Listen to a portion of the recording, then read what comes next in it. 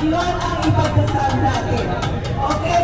So, ipagdasal natin na magkakilong gobyerno ang ating gagawin. Kaya ang walang development natin ay sa Rizal. Sa Rizal hanggang Quezon. Para malaman nyo. So, hindi na po kailangan makiusap. Makiusap. Pagbigyan nila ang may mga karapatan sa batas. May karapatan sa batas. Kami ay mga indigenous peoples, Luzon, Visayas, at Mindanao. Pagbigyan, maupo na kayo sa inyong wheelchair. At sagot kami naman. Salamat sa lahat. Pagkakaroon.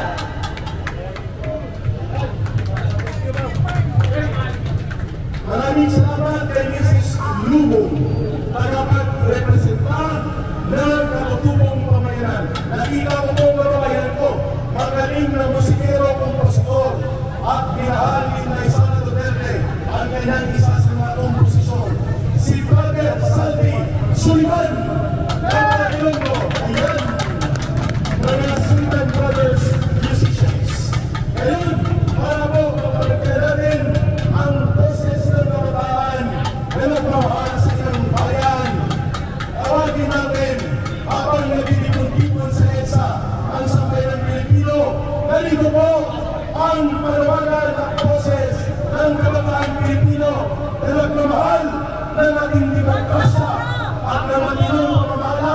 Walang iba kundi si Pala Albana. Okay, good evening everyone. Iniwan ko ang tubig ko, patibag ko kasi alam ko wala dito ang Quad Committee. Wala kong Christmas dito na magnanakaw.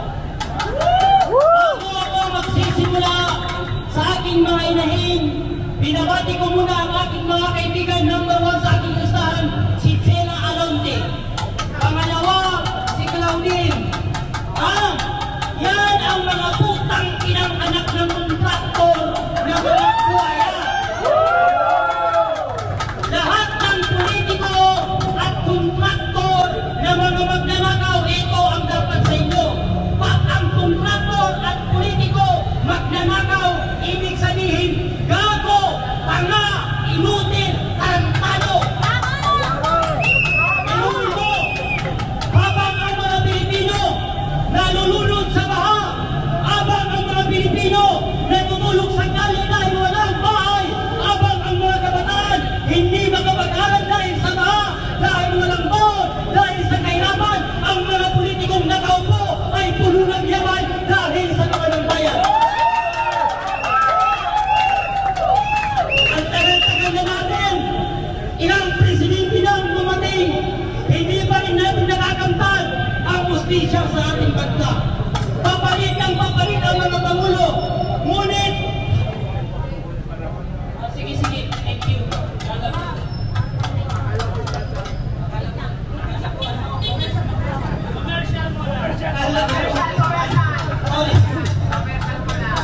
Kaya, tayo ay lumabas na mga Pilipino.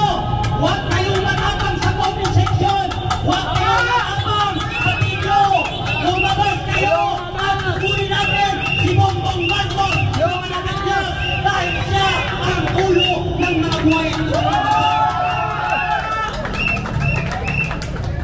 Sino ba ang pangulo natin na nagmanasakit sa atin? Hindi ba si Duterte? Ang daming kabataan galit kay PRRD, pero hindi ko alam kung bakit sila galit kay PRRD. Kung hindi dahil kay PRRD, mga kabataan na buang na galit kay PRRD, hanggang ngayon adik kayo. Naramdaman mo nung hindi naupo si PRRD sa pagkapangulo. Ang mga estudyante, pag umuwi ng school, bangkay pagkakot sa bahay dahil nilet ng mga adik. Ang mga Pilipino, hindi sila magagamit ng cellphone sa chip dahil andyan ang mga snatcher. Pero nung naupo si PRRD, natahimik tayo, nabuhay tayo ng mapayapa. Pero ipinakulong siya ng administrasyon Bongbong Marcos. Biruin mo, palpak ang blood control dito sa ating bansa. Binaha ang Luzon, ang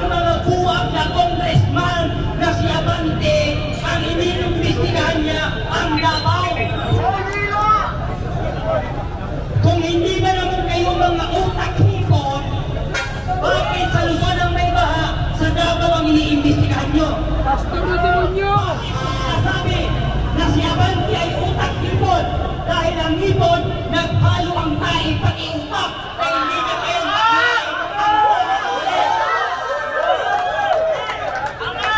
kaya ito ang payo ko kay Abante na appointed son si Garcia, isa kang utak-ipon.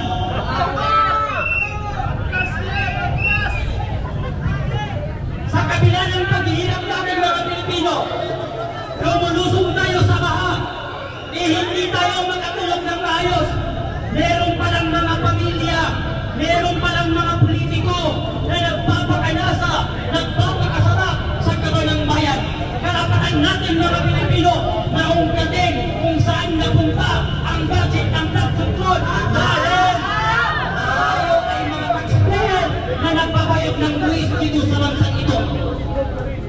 Biruin mo ang mga anak ng mga kontraktor na mga putang ina. Hindi na sila nahiya magpospos ng mga kinakain nila na nagkakahalaga ng 759,000 ang mga gato. Si Jenna Alonte, putang ina mo. Akalanin mo na walang hiya na nag-post sa Instagram niya? Si Jenna Alonte na nag-post siya sa kanyang Instagram account na sinabi niya wala siyang utang na loob sa mga Pilipinong puhi. Tanga ka. Wala ka palang utang na loob sa mga Pilipino pero kinain ng utang inang mo ang kawalang bayan. Dapat lang kayong murahin. Karapatan namin murahin kayo. Bakit? Mas masahol pa sa mura ang pagkain nyo sa kawalang bayan.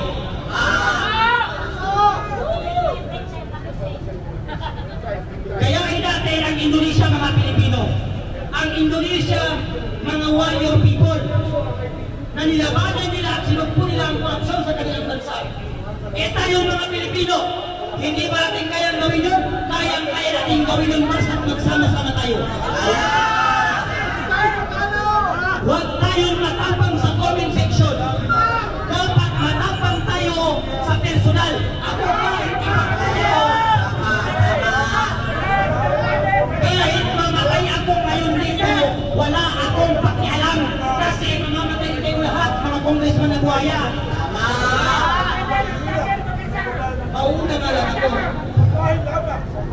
Kaya ito ang mensahe ko sa administrasyon ng korupsyon na puno ng kabangan, puno ng kabubuhan, na lahat ng plano ni Bongbong Marcos, puro palpak. At ito pa ang mensahe ko sa kay Claire Castro na tagapagsalita ng Malacanang. Sinasabi mo na gumagawa kayo ng malaking investigasyon? Imbestigahan niyo muna ang inyong mga sarili. At ipakulong ninyo ang mga sarili ninyo dahil kayo ang makakasabot. Kayo ang makakasabot sa mga kumakot. Ang pinakamagaling doon na pulis natin ay si Tory. Tory! Habulin mo ang mga kontraktor at mga politikong buhay na kumakot. Ang pinakamagaling daw na sumitor natin ay si Risa Ontiveros. Risa na bida-bida! Hulong katin mo ang mga politiko na yan. At ang pinakamagaling daw sa Congress ay si Abante. Abante! I-content mo na ang sarili mo sa House of Representatives dahil alam ng Pilipino na kayo-kayo'y magkakasabot sa pagnanakaw ninyo sa flood control ng ating bansa. Kaya habang maaga pa, Luzon, Visayas at Mindanao, labanan natin ang korupsyon sa ating bansa dahil ang tagal na natin naghihirap sa bansa nito. Wala pa rin tayo nakakamit ng justisya at kapayapaan sa ating bansa. Bakit? Ang mga nauupo at nananalo ay puro gago at magnanakaw. Thank you.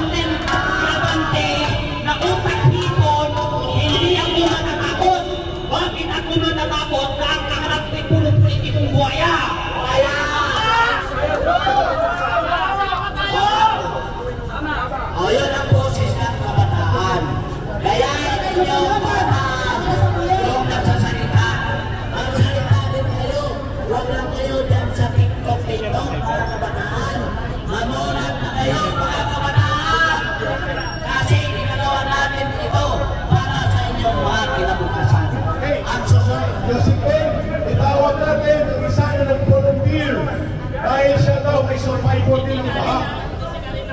Kagaya ni brother, ikaw magkabalik mamaya. Ikaw na mag-identify sa iyong Javier. At siya ay may gusto ipaabot sa ating mga mamamayan hinggil sa boses na nararamdaman ng ordinaryong mamamayan na ngayon ay nagtitipon-tipon alungkit sa Ortigas. Go ahead. Hello! Silang ko, hello sa video hi. Hello! Okay, ako pala si Leo Javier Vlog. Isa po akong vlogger, yes vlogger. Ang inaano ko lang dito sa Marcos administration, pagkatapos ng 3 taon, maging ang zona mo, kayo mo nagsasabi, may korap ang blood control. Bago mo sabihin na may korap ang blood control, ibalik mo muna kung ano ninakaw ng tatay mo. Ha? Ibalik mo muna. Ha? Para sa akin, nagmamalinis ka. Nagmamalinis ka. Ha? Ipakulong mo si Sandy Tulako. Ipakulong mo. Dahil yan ang tunay na iyong pisan mo. Sila palos-los. Ha? At sigaw ng bayan, ha? Marcos resign. Bumaba ka na. Dahil hirap na hirap na ang Pilipinas. Ha? Puro kayo taksil. Ha? Puro yung ginagawa niyo sa bayan. Ha? Wala na ba kayong awa sa mga Pilipino na nag-uwi-kaos? Ha? Nasa laylayan ng Pilipinas? Ha? Wala na kayong awa. Dahil magnanakaw kayo. Ikaw, BBM baga. Ha? Ito na masasabi ko sa iyo. Putang ina mo, magnanakaw ka. Thank you.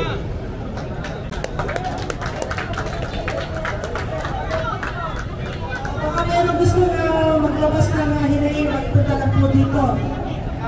Welcome po dito. Sino po yung pwedeng maglabas ng... Sino? Ayun ito.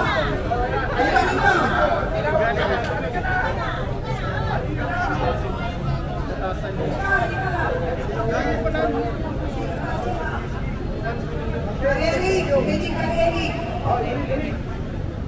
At sa puntong ito, mga kababayan, habang dumadami kong bumababa ng masasakyan upang magkilahok dito sa alungkit sa Ortigas, ngayon, boses mo ng kababaihang Muslim na nagnanais ng magkayapaan ang gusto nating bigyan habang ang ating mga kaibigan at kapatid ng mga brothers ay nagsasakripisyo din po na mag-iakit sa mga mamamayang Pilipino ang kaganapan dito sa alungkit sa San. Atin mong pakinggan ang mensahe ng Women in Mindanao for Peace and Solidarity mula sa kababayang Muslim. Oh, Shaira! Babatiin ko lang po yung kababayan ko si Park.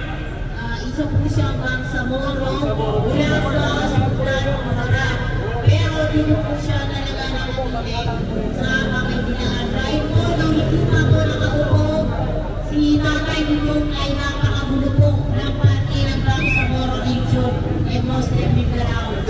So, ngayon po, bilang isang babaeng Bangsamoro na pumunta rito para magsalita at pumunta tayo kumarito para gayahin ang ginagawa ng mga makakaliwa na walang humpay na paninira sa mga property ng Vizcaya.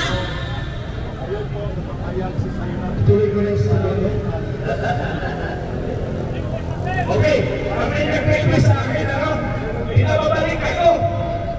Pinababalik ako kasi nalulungkot ng ating mga kababayan.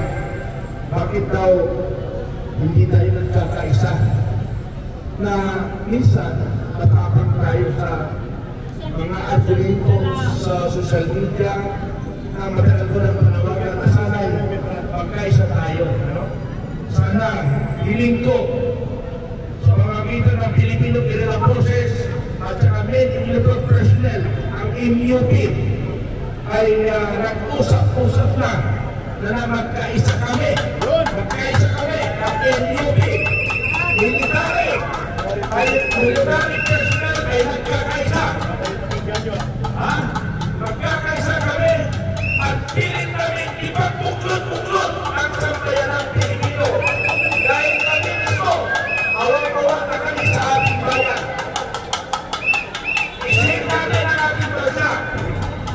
Sa totoo lang, pinupulis ko na ang buhay ko para lang sa inyo. Kaya nakikiusap ako sa inyo mga kababayan ko. Panahon na! Tayo ay magkaisa. Kung sinasabi ninyo na kailangan na namin ng leader, ako na ang isang maglilid sa inyo. Sa inyo ang kagustuhan na kami ang Pilipino! Mabuhay ang Pilipino! Sana sa isang banda, sama-sama tayo ang lahat ng samahan. Okay, lahat ng targets, lahat ng mga organisasyon sa bawat ng mundo dito sa Pilipinas, magkaisa tayo at mag-usap-usap. Ano ba talaga ang plataforma natin? Ano ba ang dapat gawin natin? Kami, 51%, hindi kami tigil hanggang sa ibang administrasyon. Tuloy-tuloy ito mga kaibigan. Tuloy-tuloy tayo.